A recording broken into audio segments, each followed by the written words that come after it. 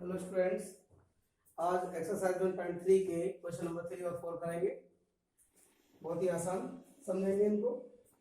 सबसे question number 3 है, निम्नलिखित को P बटे Q के रूप में व्यक्त कीजिए जहां P और Q पूर्णांक है तथा Q नॉट इक्वल टू 0 है, अर्थात अशून्य है, 0 नहीं है, और 3 पार्ट में दे रखे हैं। चलिए सबसे पहले क्वेश्चन नंबर 3 के 3 पार्ट करेंगे। हमें इनको P बटे Q के रूप में बदलना है। चलिए सबसे पहले इनको हम x मान ले रहे हैं।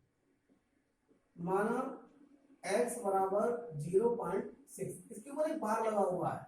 इस बार का मतलब मैंने अभी पिछली वीडियो में आपको बताया था, बार का मतलब है कि 6 जो है वो रिपीट हो रहा है, इसको रिपीट करते चले जाओ, इस तरह से है। इस बार का मतलब है कि जिस संख्या पर बार होता है वो संख्या रिपीट हो रही होती है। अब हम क्या करेंगे, इसमें दोनों तरफ 10 से गुणा करेंगे।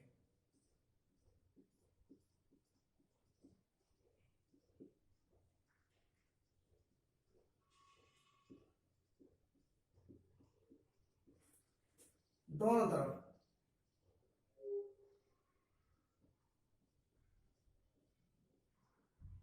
दोनों तरफ 10 से गुणा कर दी, और गुणा करेंगे तो यहाँ पर 10x हो जाएगा, और यहाँ पे 10 से गुणा करेंगे तो दशमलव जो है वो एक संख्या आगे खसक जाएगा, यानी कि हो जाएगा 6.666 ऐसे चलता रहेगा। अब ऐसा करो, इसे समीकरण 1 मान लो और इसे समीकरण 2 मान लो। अब समीकरण 2 में से समीकरण 1 को घटाएंगे। समीकरण 2 से समीकरण 1 घटाने पर घटाएंगे 10x में से x घटाएंगे। चलो अभी लिख दे रहे हैं, अगली बार में लिख देंगे घटा के। इधर है 6.666 और माइनस 0.666 ऐसे। अगर आप इसमें से घटा देंगे तो क्या बचेगा, केवल 6 बचेगा, और इधर 9x बचेगा। आप देख सकते हो कि क्यों बचेगा, 6.666 इस तरह से है और 0.666 इस तरह से है। अगर इसमें माइनस करोगे तो आपको क्या बचेगा, ये हो जाएगा 6, तो इसलिए हमने 6 लिख दिया। अब 9 से भाग दे देंगे तो x बराबर हो जाएगा 6/9।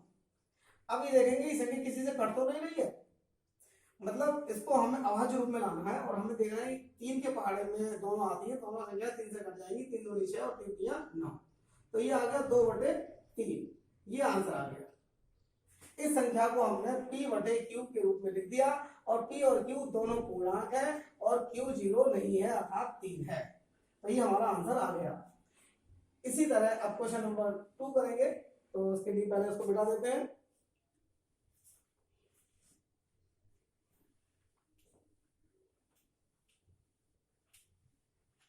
देखिए क्वेश्चन नंबर 3 का सेकंड पार्ट, इसमें भी x मान लेंगे। सभी क्वेश्चंस में सबसे पहले x मान लेंगे, x बराबर 0.47। अब देखिए जरा ध्यान से, पिछले क्वेश्चन में केवल एक संख्या पे बार था और अभी भी एक संख्या पे है, लेकिन एक संख्या पे नहीं है और एक पर है। एक संख्या छोड़ दी और दूसरी संख्या पे बार है, तो इसका मतलब पहले तो लिख लें कि है क्या। इसका मतलब है 7 रिपीट हो रहा है, 7 की पुनरावृत्ति हो रही है। फिर 10 से गुणा करेंगे, दोनों तरफ 10 से गुणा करने पर, गुणा करें तो यहां पर कितना हो जाएगा, 10x। 10 से गुणा करते हैं, दशमलव एक अंक दाईं तरफ शिफ्ट हो जाता है, तो यहाँ पर दशमलव यहाँ की जगह यहाँ पर आ जाएगा, ये हो जाएगा 4.777 एंड सो ऑन। इसे समीकरण 1 मान लो और इसे समीकरण 2 मान लो। फिर पहले की तरह समीकरण 2 में से समीकरण 1 घटाओ। समीकरण 2 से समीकरण 1 घटाने पर 10x माइनस x बराबर 4.77 and so on minus 0.477 and so on. यहाँ तो बचेगा 9x, यहाँ पर कितना बचेगा आप इसे अलग से करके देख लो। जैसे 4.777 लिख लो और यहाँ पर 0.477 लिख लो। अब घटाओ तो 0 0 साथ में 4 3 और ये बचेगा 4, 4.3 बचेगा, तो लिख लो 4.3। 9 से भाग कर दो, ये हो जाएगा 4.3/9। ये पॉइंट हटा दो तो एक जीरो नीचे आ जाएगा और ये हो जाएगा इस तरह से 43/90। ये हो गया हमारा आंसर। आप देखिए एक बात और समझ लीजिए कि अगर एक संख्या पे बार है तो 10 से गुणा करनी है, दो संख्याओं पे बार है तो 100 से गुणा करनी है, तीन संख्याओं पे बार है तो 1000 से गुणा करनी है। मतलब जितनी पे बार है उतने जीरो आने चाहिए। अब देखिए जैसे कि तीसरी संख्या हम कर रहे हैं, इससे आपको ये कॉन्सेप्ट क्लियर हो जाएगा पूरी तरह से।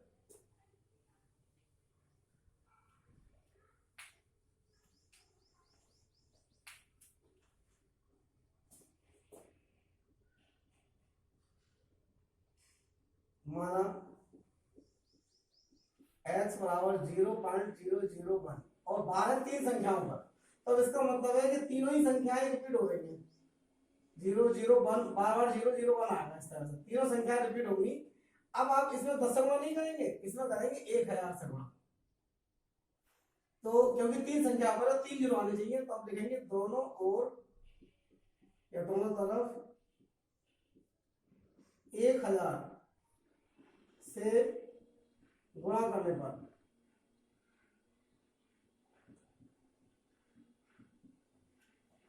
तो ये हो जाएगा हमारा 1000x। और जब इसमें 1000 से गुणा करोगे तो 1000 में कितने जीरो? 3। तो पॉइंट जो है दशमलव जो तीन संख्याओं दाईं तरफ रिपीट मतलब शिफ्ट हो जाएगा, दाईं तरफ शिफ्ट हो जाएगा तीन संख्याओं के दाईं तरफ।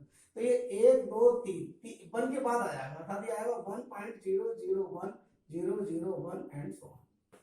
जितने जीरो होते हैं गुणा करने में, जैसे गुणा करने में 1000 से गुणा करिए उसमें तीन जीरो है, तो तीन पॉइंट जो है तीन अंकों के आगे शिफ्ट हो जाएगा और जितने जीरो होंगे उतने ही आगे शिफ्ट हो जाएगा। चलिए अब इसे समीकरण 1 मान लो और इसे समीकरण 2 मान लो। समीकरण 2 में से समीकरण 1 घटाओ। सभी सवालों का एक ही तरीका है, समीकरण 2 से समीकरण 1 घटाने पर, चलो घटा दो।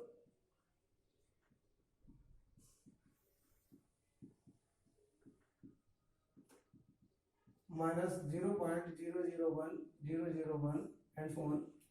इधर तो बचेगा 999x। 1000 में से घटाएंगे तो 999 और इसमें से घटा देंगे तो केवल 1 बचेगा। आप चाहो तो वर्टिकल लिख के भी घटा सकते हो, 999 से भाग दे दो तो ये हमारा आंसर आ गया। ये जो संख्या थी जो कि बाहर में लिखी हुई थी, दशमलव प्रसार में थी, उसको हमने p बटे q के रूप में लिख दिया और q जीरो भी नहीं है और p q दोनों पूर्णांक है, तो ये हमारा आंसर आ गया। इस तरह ये तीनों पार्ट हो गए पूरे आपके कंप्लीट। अब क्वेश्चन नंबर 4 पर आते हैं।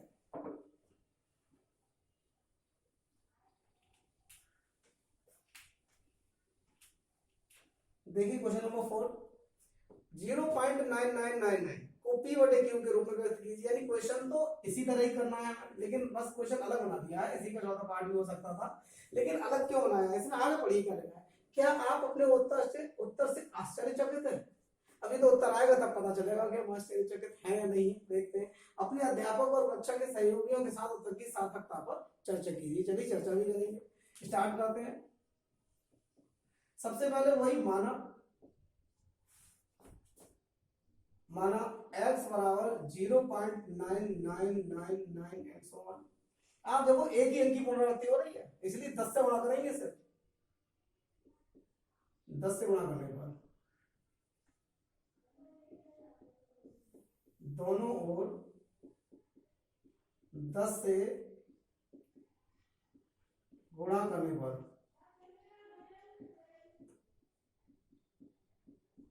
तो यहां हो जाएगा 10x। और अभी जैसा बताया आपको कि 10 से जब गुणा करेंगे तो दशमलव एक अंक आगे शिफ्ट हो जाएगा और ये हो जाएगा 9.999 एंड सो ऑन। इसे समीकरण 1 और इसे समीकरण 2 में से घटाएंगे। बिल्कुल सभी सवालों में एक ही तरीका अपनाएंगे। समीकरण 2 से समीकरण 1 घटाने पर, चलिए घटाते हैं। 10x माइनस x बराबर 9.999 and so on minus 0.999 and so on. देखिए यहाँ तो 9x और यहाँ पर भी 9 बचेगा। जब माइनस करेंगे तो ये पॉइंट पे हट जाएंगे, 9 बचेगा। और अब हम क्या करेंगे, 9 से भाग दे देंगे और 9 एकम 9, ये तो आ गया 1, ये आ गया 1। और x क्या था हमारा 0.9999 अब बताओ भाई देखकर कि क्या आप आंसर से आश्चर्यचकित हैं? भाई हम तो हैं। 0.999 बन के इक्वल कैसे आ गया भाई? आश्चर्यचकित तो बिल्कुल होंगे, ये कोई बन थोड़ा ही है, लेकिन बन के इक्वल आ गया और तरीका भी बिल्कुल सही है, जिस तरह से और सवाल करे थे वैसे ये करा है हमने। अब बात यह है कि अब उन्होंने कहा कि आश्चर्यचकित, हमने कहा हाँ है आश्चर्यचकित तो है, लेकिन अब कहते अपने अध्यापकों कक्षा के सहयोगियों के साथ उत्तर की सार्थकता पर चर्चा कीजिए। चलिए, अब कक्षा तो मेरे सामने नहीं है असल में क्योंकि लॉकडाउन चल रहा है, तो मैं उत्तर की सार्थकता की जांच पर यही पर चर्चा करने रहा हूँ। आप देखिए यहाँ पर 0.99 की पुनरावृत्ति हो रही है और ये कहां तक हो रही है ये पता नहीं है, अनंत तक हो रही है। तो आप देखिए इसमें और इसमें फिर कोई अंतर नहीं रह गया, क्योंकि इसमें हमारे अंकों की पुनरावृत्ति है और कोई एंड नहीं है। अगर ये मान लो टर्मिनेटिंग होता, शांत होता, तब तो हम कुछ इसमें आश्चर्यचकित नहीं होते, मतलब तब तो गलत होता। लेकिन अभी क्या है, ये दोनों चीजें बराबर मानी जाएंगी क्योंकि इसमें और इसमें कोई भी अंतर नहीं है, क्योंकि कोई गैप नहीं है इसमें, क्योंकि इसमें आगे जो 9 है वो पुनरावृत्ति हो रही है बार बार, कहीं भी रुक नहीं रही है, तो कोई गैप नहीं है दोनों में, पॉइंट इसमें और इसमें, इसलिए दोनों बराबर आ गए। तो आश्चर्यचकित तो हम इसलिए हो रहे थे कि ये चीज बन के इक्वल कैसे आ गई, लेकिन कारण इसका यही है कि भाई इसमें और इसमें कोई गैप नहीं है, इसलिए दोनों इक्वल हैं। और ये हमारा आंसर कंप्लीट हो गया। Thank you very much.